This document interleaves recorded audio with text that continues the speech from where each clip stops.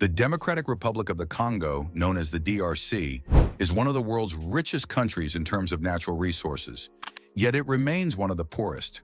If you own a smartphone or a piece of electronics, chances are there's a part of the DRC deep within its circuits.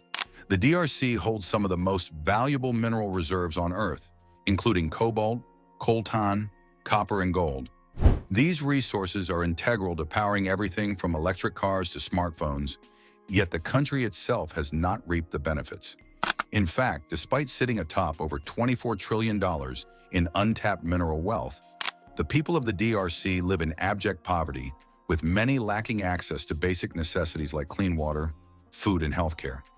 Now take a moment to compare the DRC's natural riches to those of the US and China.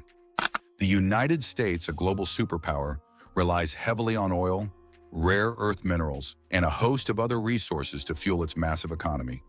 Likewise, China, with its burgeoning technological sector, depends on rare earth metals and minerals, particularly cobalt and coltan, to power its electric vehicles and electronics. But here's where the DRC's tragedy begins. The very minerals fueling the global technological revolution are buried beneath its soil, yet the Congolese people are among the world's poorest.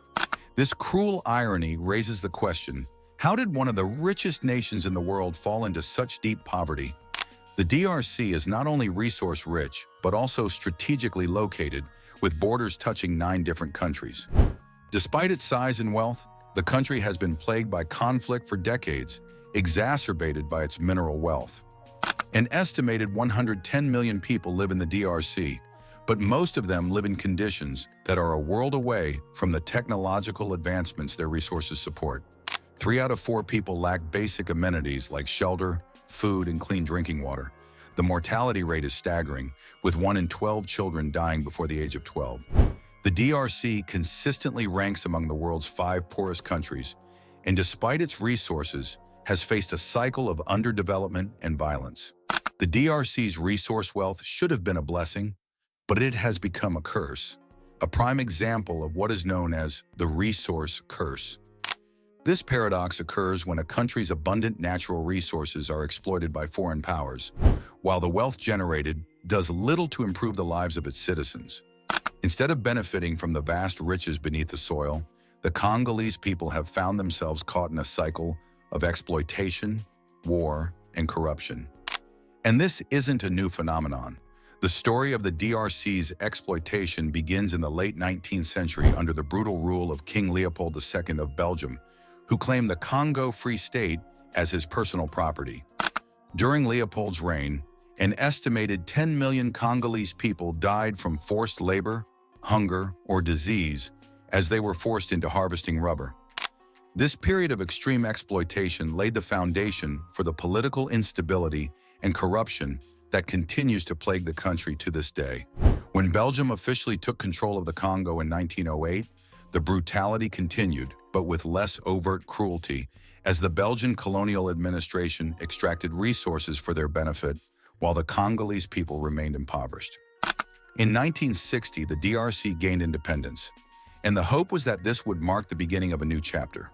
Patrice Lumumba, the first prime minister of the newly independent nation, had grand visions of using the country's natural wealth to improve the lives of the Congolese people. Unfortunately, his leadership was short-lived. Less than a year after taking office, Lumumba was captured and assassinated in a CIA-backed coup, a tragic moment that many believe has haunted the DRC ever since. With Lumumba's death, the country was thrust into a period of chaos and mismanagement. Then, Joseph Désiré Mobutu, the man who would go on to rule the DRC for 32 years, renaming the country Zaire. Mobutu's rule was marked by extreme corruption, and his kleptocratic regime siphoned off the country's wealth for his personal gain. He used the country's natural resources to maintain power, enriching himself and his allies while the majority of the population lived in poverty. Mobutu's wealth grew as he took kickbacks from foreign companies that sought access to the DRC's resources, including the US, which was eager to maintain Mobutu as an ally during the Cold War. In one famous incident, Mobutu requested that the US send him planes to secure mining rights, demanding that one of the planes be loaded with $60,000 worth of Coca-Cola. Under his rule, the DRC's wealth continued to be stolen by foreign powers and corrupt leaders. The story of exploitation continued after Mobutu's downfall in the late 1990s. As the DRC descended into civil war, various militia groups seized control of mineral-rich regions in the east of the country, including areas rich in coltan, gold, and cobalt. These minerals became a valuable prize for both armed groups and multinational companies looking to profit from the chaos. In fact, the war in the DRC is often referred to as Africa's World War, with an estimated 6 million people dying since the conflict began in the late 1990s. The situation remains dire, with millions of people displaced and an ongoing cycle of violence that continues to fuel the global demand for the DRC's resources. One of the most significant players in this resource extraction has been China. Beginning in the 1990s, China started strengthening its ties with the DRC, gaining control over many of the country's most important mines. By 2008, China secured the Gécamines deal, a partnership that allowed Chinese companies to control vast amounts of the DRC's copper and cobalt mines in exchange for promised infrastructure development, such as roads, schools, and hospitals. However, much of the promised investment failed to materialize, and the Congolese people saw little benefit from these agreements. In fact, Chinese companies now control about 70% of the copper mining and 50% of the cobalt mining in the country, and much of the wealth generated from these resources continues to flow out of the DRC rather than into the pockets of its citizens. While the DRC's natural resources have been largely siphoned off by foreign corporations, the Congolese government has not been innocent in this exploitation. The country's corrupt political system has allowed leaders to profit off the nation's resources while doing little to improve the lives of their people. Transparency. International consistently ranks the DRC among the most corrupt countries in the world, with the government turning a blind eye to the exploitation of its resources by foreign actors. The ongoing conflict in the eastern DRC only exacerbates the problem. The region is home to some of the world's largest mineral deposits, including coltan, which is critical for manufacturing smartphones and other electronics. Armed groups such as M23 and FDLR operate in these regions, using the profits from mineral extraction to fund their operations. These militias often seize control of mining sites and force local populations to work in brutal conditions, further deepening the cycle of violence and exploitation. In 2024, militants took control of mining operations near Rutshuru, an area that produces a significant amount of coltan, once again turning the region into a battleground for control of this precious resource. Even the neighboring countries of Rwanda and Uganda have been accused of exploiting the DRC's resources, smuggling valuable minerals across the border, and profiting from the DRC's misfortune. Rwanda, for example, has become the largest exporter of coltan, despite being far smaller than the DRC and having little of its own coltan reserves.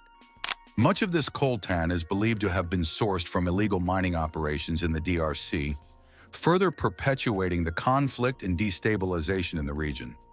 International efforts to stabilize the DRC have had limited success. The United Nations has had a peacekeeping mission in the DRC for decades, yet the country remains mired in conflict, corruption, and poverty. Ceasefire agreements have repeatedly failed, and the international community has been unable to prevent the exploitation of the DRC's resources. The DRC's vast wealth continues to flow out of the country, while the people who live on top of it remain impoverished and displaced. Looking to the future, experts agree that the solution to the DRC's problems lies in good governance, transparency, and the empowerment of local communities. A democratic government that is accountable to its people and that manages the country's resources for the benefit of its citizens is the key to breaking the cycle of corruption and exploitation. However, with decades of mismanagement and corruption behind it, the road to recovery for the DRC will be a long and difficult one. The world's most resource-rich nation is still struggling to turn its wealth into prosperity for its people. Until it can overcome its history of exploitation, the DRC's vast resources will continue to fuel both global industries and global conflict, while its people remain trapped in poverty. Thanks for watching. If you enjoyed this video, support our channel by hitting the like and subscribe button. Until next time, remain curious.